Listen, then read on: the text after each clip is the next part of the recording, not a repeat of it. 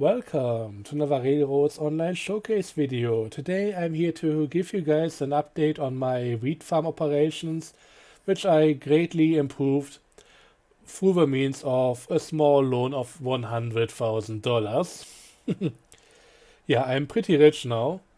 Spent about 20 of them. I already actually got a bit of money made back by doing deliveries with the new cars and the new engine.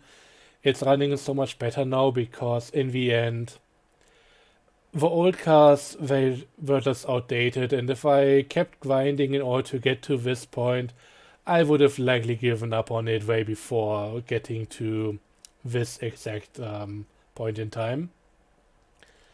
So yeah, we have new cars. 7 bulkheads, I think 15 box cars, 12 full-sized water tank cars, and a new engine. The new engine is of course a twin C because it's among the fastest in the game. It's very powerful, even stronger than the one that I have at the iron mine. So this is not only the strongest road engine, this is the strongest engine in this playthrough so far, period. And it's also looking pretty amazing. Although I gotta say, coming back to this engine, I sadly noticed a few things that are kinda not going well with the model. First up, for some reason, with the 1.0 update, they put different links into different engines and cars, and for some reason, the tender now has a long link, which, as you can see right here, basically most of it is just pointing through the coupler, and there's no reason to have this at all. So that's a bit of a weird one. Also what I noticed, and it's kind of annoying once you see it, the front doors, they are both too large for the openings. So if I open them, you can see it clipping through all the sides apart from the one where the hinge should be. And something that has been in there for a long time, but I still don't understand why this is a problem to begin with. The reverser lever just clips into whatever this thing is here. I think this is going to be another brake valve. So yeah, a few things that I would like seeing changed about this engine. But in the end, for this game, expectations are dampened somewhat, and overall, as far as running this engine, it's still a breeze. It's amazing, it's fun. The few minor issues with the models I'm not going to be too fussed about. But yeah, this is all the new stock. I even decided to put down a roundhouse over here since, well, I've been parking my Montezuma in this corner, and now I also have my Eureka, which I don't really use anymore, so they needed to go somewhere. And I'm not going to build a full-sized yard just for engines and cars on this playthrough. Not really down for that, so this was the next best thing, and I think it works out pretty well. So let's now talk about the change in operations, because yeah, the yard has changed a bit. We now have a long 180-degree turn going from one side of the industry to another. It's also very tight. I don't really use 30-meter radius that much, so this is all... Yeah, it's a bit different from my usual stuff, but I gotta make do with what I have here. The reason for this is going to become apparent in a moment. So let's imagine we just came back with our train after delivering the grain and the strawberries to the cattle farm and loading up on seed pallets. All of the boxcars are going to be full with seed pallets at that point. The bulkheads are going to be empty. So the first order of the day is getting the bulkheads back in place. And that can usually be done by just reversing the entire train onto this track and then just pushing the bulkheads back onto one of these sidings. Doesn't matter which one, just all of them need to go onto the same one. Okay, now onto the bulkhead, onto the not the bulkheads, the other cars. The boxcars are all loaded with seat pallets, and those of course need to go onto the other side. So we pull the entire train back out where it came from and put it onto one of these sidings. These are all for the loaded cars in order to get them unloaded. I mean, half of them are basically to just store the empties once those have been dealt with. And we just put all of these onto maybe the innermost siding because there are quite a few cars. And this lines them up pretty well to be unloaded rather quickly and efficiently. We just need another engine to come in from this side, pull them ahead, get them to the platform, and once they are at the platform and unloaded, well, in any other industry with any other cars, I would just put them onto an empty siding and collect the empties there to put the train back together. In this case, however, I need a lot of my empty boxcars to be loaded up with grain. So they need to be on this side at the end of the day, and that means that I needed an efficient way to get them over. By the way, the innermost sidings here are really just for, as a pass-by for all the storage track and also resupply. So this track here is the one that's going to connect from this end of the industry to the other side. Meaning that once the, are these dark red or is this already a brown? Anyways, once these color of boxcars are empty, they are not going onto any of these four sidings, they are going onto these innermost ones.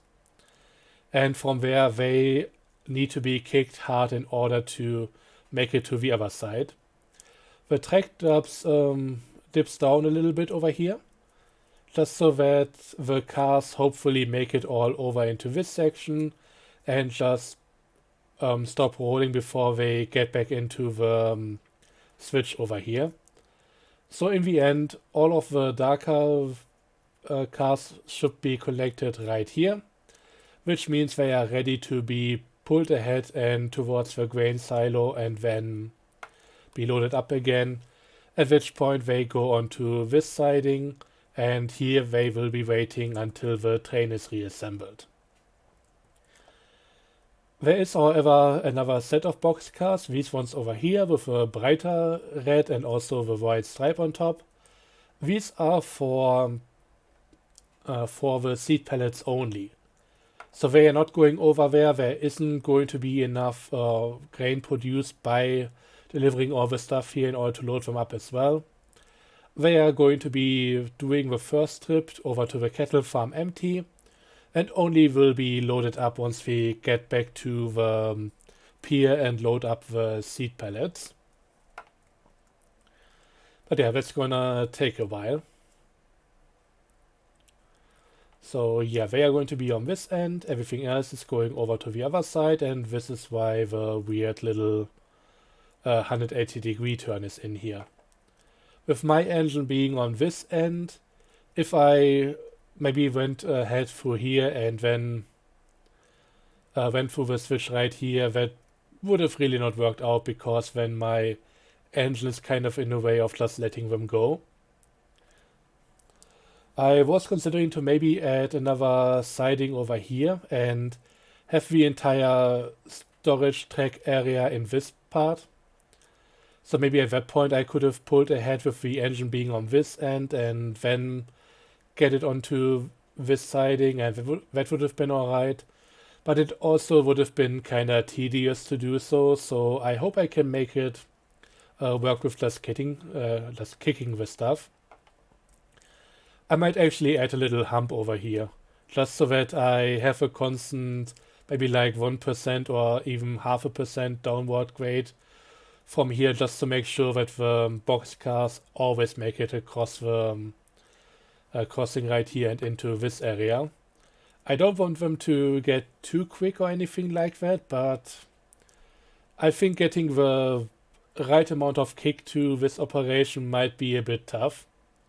I don't want to derail them, I don't want them to go over the switch here or anything like that, but it needs to be a significantly strong kick in order for them to make it through the corner. So I'm not entirely sure if I can make it work, but that might be a future improvement, who knows. The main thing is, right now I have all the cars and enough of them in order to make this entire thing work. Again, likely getting more water cars because, yeah, this is likely a separate operation, and just getting a few more of them would help out quite a bit because I'm constantly running out of water here. And I think right now I'm delivering significantly more grain, or more seeds, I mean, per delivery than what I can do with this set of box water tankers. Geez, I'm really struggling with the terms today. Anyways, yeah, this is the stuff that I've been working on, and it's going pretty well. When it comes to the ratio, I made it so that once everything is loaded, and yeah, I still have a few pallets here to be processed, I need to make another water delivery to get that done. Once everything is processed and loaded up, I should be having exactly 7 full bulkhead cars over here without any more cargo waiting in storage. This should all be cleaned out, and the same should be true for the silo. The only difference is with the box cars, there's going to be one that's going to be partially loaded. And of course all the empties on the other end there. But that doesn't really matter to me, that's just what it is. I'm happy that I found a ratio where I can load up the exact amount of boxcars with seeds to the fullest and get it produced to an amount where I also fully load up a certain amount of bulkhead cars in the end here. If I wanted to go with everything being either completely full or completely empty, meaning that there won't be any partially loaded boxcars in the end, only either full or empty ones, I would need 4 times the amount of cars. I don't think that's a viable solution here. But as it is right now, it's working out pretty well. So we have 6 boxcars just for seed pellets, 9 that do seed pellets and grain, and 7 that do 7 bulkhead cars for the straw bales over here. And yeah, all that I need to do now in order to get the train back together is push these cars onto that siding, get the helper engine out of the way, so it would be going back into its shed. And then I would be pulling ahead with my road engine and also the empty box cars. They would be going in front, all reversing into this siding right here, connecting to the loaded box cars, pushing them further back, connecting to the bulkhead cars, and then taking everything over to the next industry in line. And when it comes to the cattle farm, I'm not entirely sure how much I want to change over there. From what I remember, the total amount of grain and straw bales that we are going to deliver is 105. So I should be fine with having a simple yard over here without making it too much more complicated.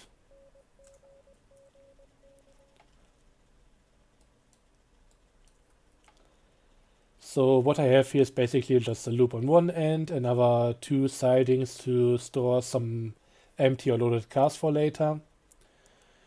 And if I make sure to have some water in here, I should at least be able to, once I have at least a little bit of water and everything else is empty, I should be able to deliver all of the bales and the seeds over here, have some of it processed as long as I'm still unloading, and once everything from the boxcars and bulkheads is unloaded, I just need to come back here with some water in order to get everything producing, and that should be alright.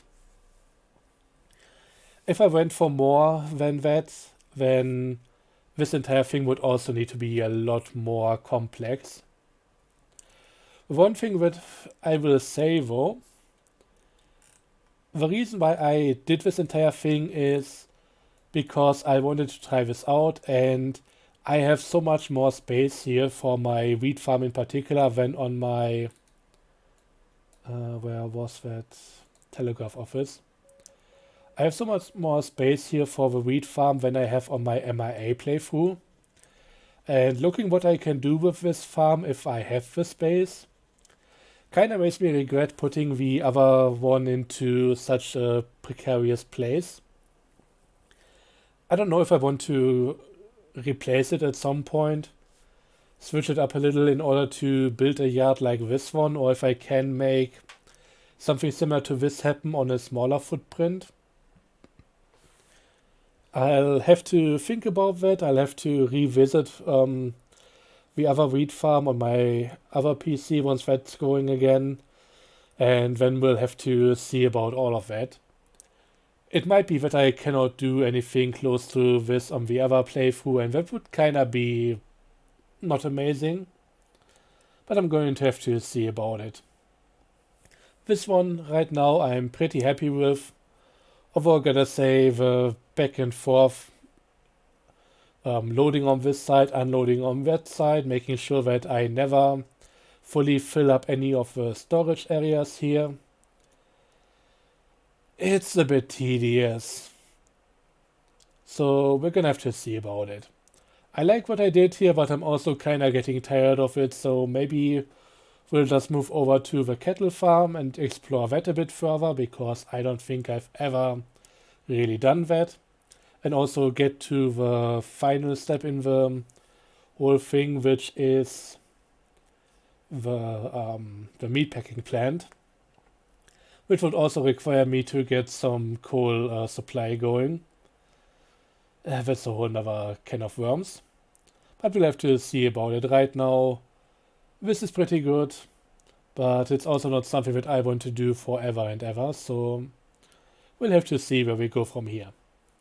Anyways, thank you all for watching. I hope you enjoyed. Let me know your opinions on the matter and what you think of the setup I have here and the wheat farm and everything in general.